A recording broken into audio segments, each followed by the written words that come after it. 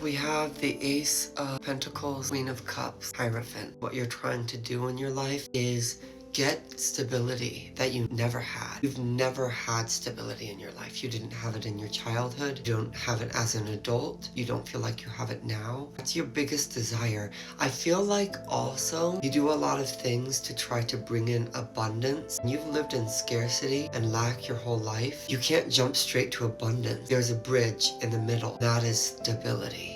That is consistency. Sometimes that looks boring. You might be in a partnership. The feminine in this partnership is very emotionally in tune, emotionally nourishing. The masculine is maybe free-spirited and open-hearted. You both are a little bit spiritual. There's a lot of emotional healing and spiritual healing that is going on. It feels like it's disconnected from getting stability. What that means is you need to pay your bills. You need food on the table. It's difficult to look at how much money you have and how much the bills cost and realize there's not much wiggle room.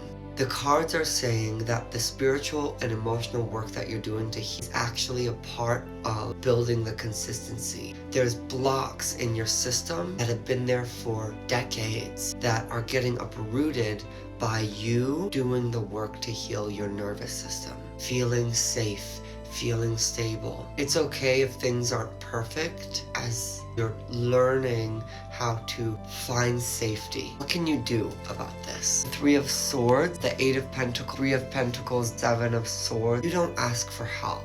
You are hyper independent. You try to do everything by yourself because you didn't have family members to count on. You didn't have people that you could rely on as a child. You didn't have people that you could count on or lean into. Nobody fucking cared. You had to do everything alone. You also had to do things in silence. You suffered in silence. You had to do the work to take care of yourself in silence. It was almost like you closed in. And the cards are saying, first of all, with the Eight of Pentacles, I don't think you're gonna reach burnout in this stage of your life. That's the big risk. 11:11. The time now is 11:11. Wow. I don't think you're going to reach burnout. That's the risk when you're hyper independent. I think you are going to consistently continue to put in the work. It's also got the moon cycles, which I'm really noticing here. So I'm getting the sense that there's a cycle to this. There will be progress each moon cycle this year. You will see incremental change.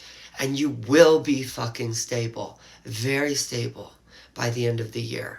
You will not necessarily be overflowing and abundant, but you will be stable. And that is something you have not had for a long time, probably your whole life. And that stability will set you up to have abundance. The thing you need to know right now is not to be alone. There are people that, if pushed, if you tell them you're really struggling, if you tell them, hey, could you help me?